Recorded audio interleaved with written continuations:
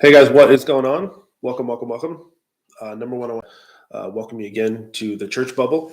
Awesome. We've had some awesome shows, talked about some really awesome things the last few days. We talked about why mega churches only plant in rich neighborhoods and how that all goes about. And is that even biblical? And who are they leaving out in doing that? And how that whole backside of the scene works. And so that was on the last video. Make sure you check that out, guys. Make sure you like the video if you like the video, guys. If you're watching the video and go, man, this is cool. I like it or I dig it. Hit like video. It helps us a lot. Thank you so much for doing that. Thanks for doing us that favor. And also, would you do me a big favor and hit subscribe? We're just growing this channel. The channel's going very fast. We just started and it's going very fast. We're going to build an awesome community here. It's going to be really cool. Thanks so much for doing that. So I want to talk to you today about marriage. And so one thing that I didn't know when I got married and then my wife filed a divorce 2 years ago, about 3 years ago now. One thing I didn't know or realize when I got married as a young 20-year-old, my ex was 19 years old at the time, is, if somebody wants to get a divorce, they can just go file a divorce on you. And it is what it is. And so, to be honest, that 13, 14 years I was married, it was awesome. Things were good. We had our issues too, but what I really want to focus on here is what I didn't know about divorce and what really scares the crap out of me in terms of getting married again. And as a kind of more conservative Christian person who sees the world through a Christian worldview, a very strong Christian worldview, I have to ask this question. Why do we get married in the church, but we're married to the state? Okay. If you don't know what I just said and you are married or considering being married, you might want to listen to what I'm about to say here. Okay.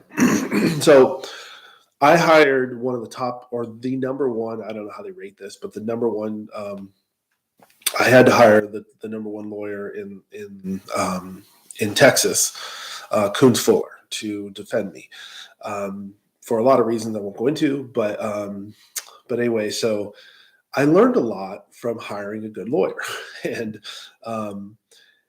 one of the things that I learned was, by the way, I just want to preface this: I am super pro marriage, pro nuclear family. All the data shows that a two-parent household of a man and a woman, by the way, not just any two parents, but a man and a woman, by far super superior in terms of raising kids, successful kids, kids that stay off drugs, kids that go to college, kids that own businesses, kids that are successful in school, all the top quarterbacks, all the top whatever in pro sports. Almost, it's not all, but remarkably strong parenting. And so if you want to be successful or want your kids to be successful, you should really take marriage into consideration strongly in parenting strongly. So let me give you some statistics that they shared with me, okay, my attorney. And actually, I don't even want to say my attorney. This is all public information. So, but look, more than 50% of marriages end in divorce. We know that, okay? Did you know that about 80% of divorces in America are initiated by the woman? I did not know that. Okay, I assumed that the male would. It's like it's in the high 70s, so it's almost 80%. I just assumed the male, they're probably the leader, probably more dominant. I don't know. That's just what I thought. Right? Is I thought it might be like 80% men. No. It's actually almost 80% women. So this is interesting. If you think about this, okay, if you're going to get married, you're a coin flip away from getting a divorce. 80% of the time, it's going to be initiated by the woman, and 90% of support alimony is going to be paid from the man to the woman. Okay, that is a very, very, very dangerous thing. And now, I'm not saying that. I know there's a lot of thoughts and feelings and emotions on this topic. Okay, so I'm not saying that women shouldn't be supported, or whoever, I'm not saying that things are justified or that people should try to, not pay or whatever.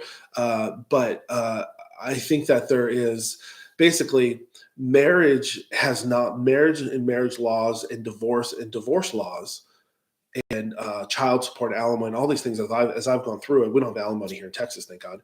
But like that has not caught up to the culture.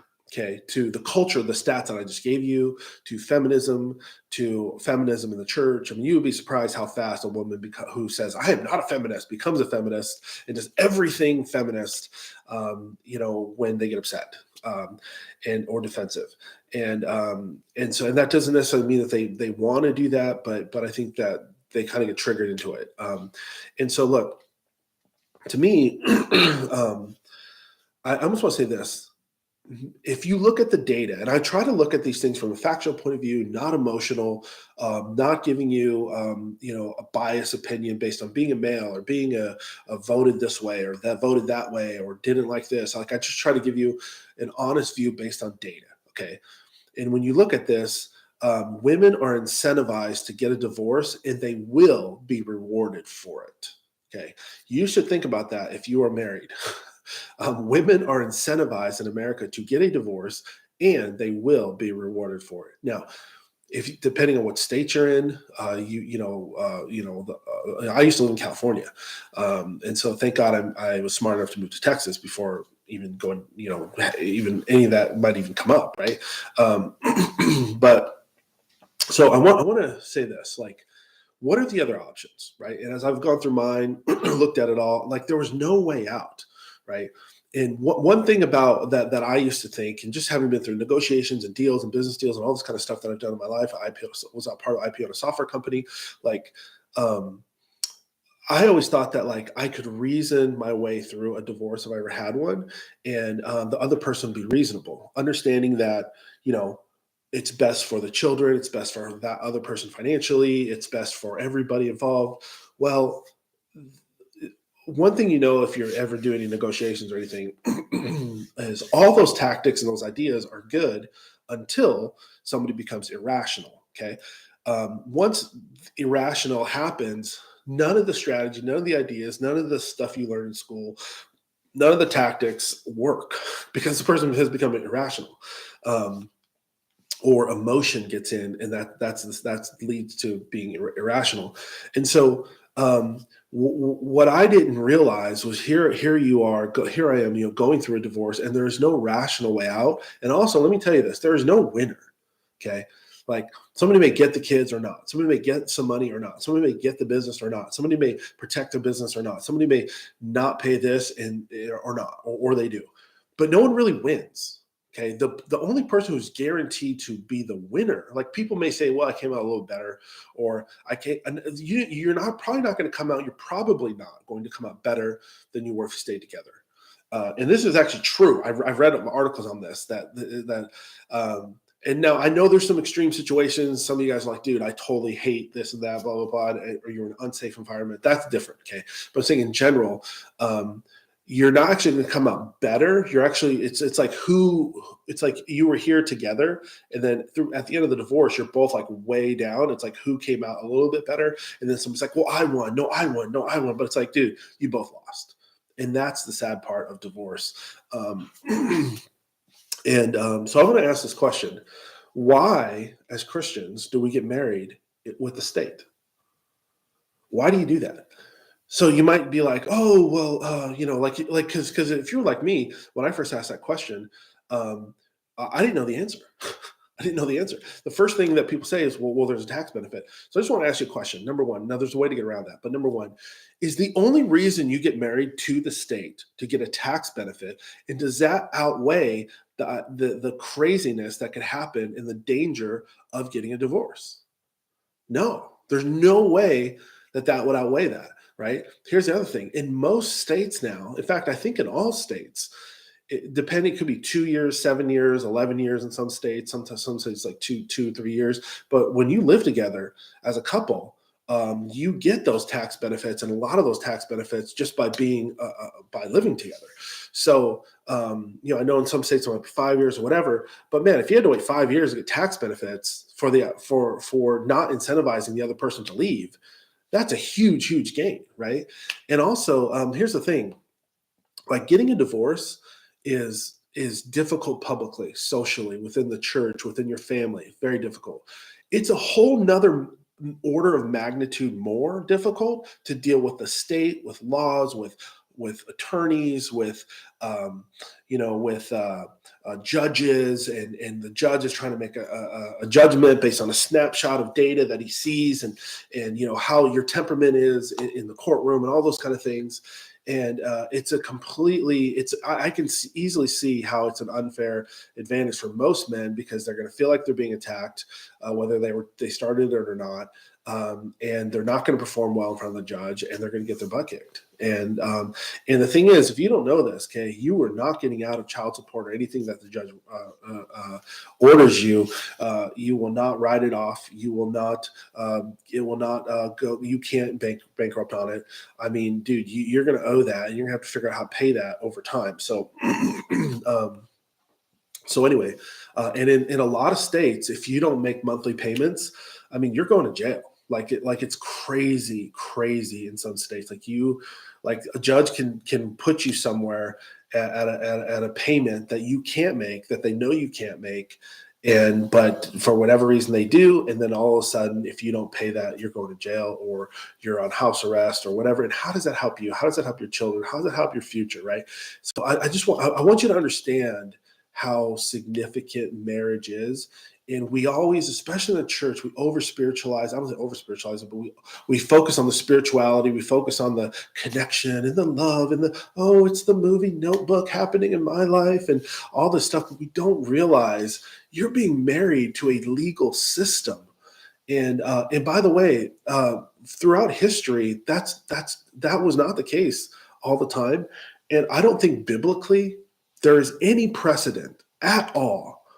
I think that there is zero precedent in the Bible for this. It is completely a human thing. It is just a fad. And it's just like, I don't want to go into all this, but why do we do this? Why do we do that? We do it because the government says so. That's the bottom line. But I don't think you need to. And so I would talk to an attorney, talk to some friends, talk to your pastors. Because here's the thing, like when I went through my wedding ceremony, big old wedding ceremony, we did all this stuff. It was all cool and fun. And then right when we get off stage, we go to this back room, and the guy, my best friend who married us, he puts these two big old documents on front of me and my wife, and he goes, "Here, sign this." And I'm a business person. I go, "What do you mean? I don't know. What is this?" It's a whole bunch of words, like tons of words in fine print. He goes, "This is your marriage certificate to the state." And I go, "Well, we just got married out there. Like we're married under God. We're blessed, all this stuff." Well, but now he's like, "You're in contract with the state." And I remember thinking, dude, this is the kind of contract that I have my lawyer look at, that I would take time to go through. But I had to like sign it there in the moment. So I just like on a whim signed it. And I'm telling you, when you sign that document, you're licensing and giving your freedom and those things over to trusting a judge and the laws. And I think we should think about that. I think we should think, is that really the thing that we should do? So I'll talk more about this on some more videos, guys, but thanks so much for hanging out with me. Guys, once again, I promise on this channel to bring you things that are real, honest, the reality, the data, where the data shows the church is. And like I said, the church bubble is that, the expectation and the anticipation and the outward opinion and the brand and the revenue and all those things are going up with the church. The churches are bigger, the butts and seats are bigger, the revenue's up, all this stuff. But the impact that it has on lives and on reality and in the community is down. And in between that gap is in tech what we call a bubble, and the church is in the biggest bubble of its history in America, in the West, and I want to bring light to that and want to help us all understand how to move forward with that. So I will talk to you soon. Thanks so much for the conversation here. Let's go to the chat and chit chat about it, and I will talk to you soon.